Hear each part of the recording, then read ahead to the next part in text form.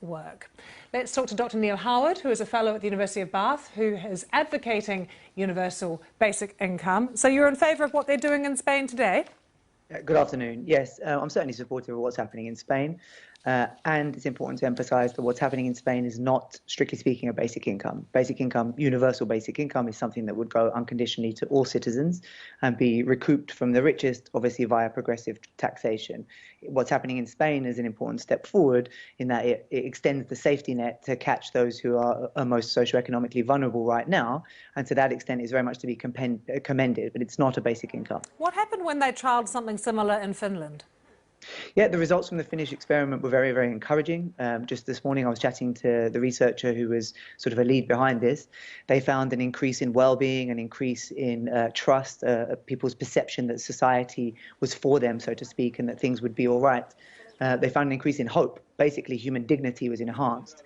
It's also important that the statistics from the latest rounds showed actually that amongst those who received basic income, vis-a-vis those who did not, there was a greater likelihood of finding work. So actually it had a positive impact on people's ability to work.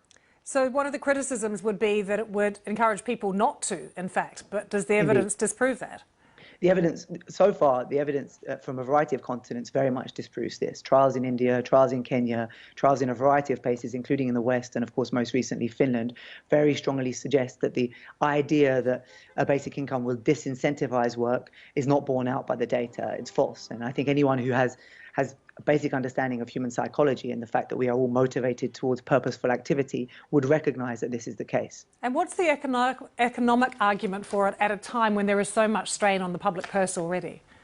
That's a good question. I mean, I think right now the argument in favour of basic income is stronger than it's ever been. And really, this boils down to a simple fact. Under capitalism, you need money in your pocket to survive. It's basically as simple as that. If you don't have money, you don't eat. If you don't eat, you die. The whole purpose of social protection floors of welfare systems is to support people who fall through the cracks of the capitalist system. A basic income intends to do that in the simplest and most effective way possible. In other words, replacing a net, if you like, that catches people when they fall with a solid floor that they can stand on.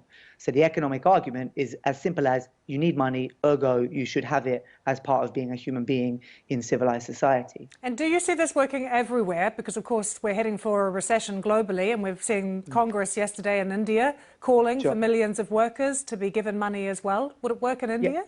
Absolutely. I mean, I think everywhere there are technical challenges to making this possible, right? Governments need to develop the databases, for example, or to work through mobile providers where financial inclusion is not necessarily as high as it might be. And of course, there are also challenges around the nature of the government in power. Some people suggest that more authoritarian governments might use the data that might be required to implement a basic income in dangerous ways. But the basic reality is that in India, tens of millions of people right now are really, really struggling, are going hungry. We've seen the images of migrant workers. And civil society groups all across the country are very, very strongly making the case that these people need cash in hand in order to be able to survive, because right now they're on the brink of not doing so. Dr. Neil Howard, good to have you with us. Thanks for joining us.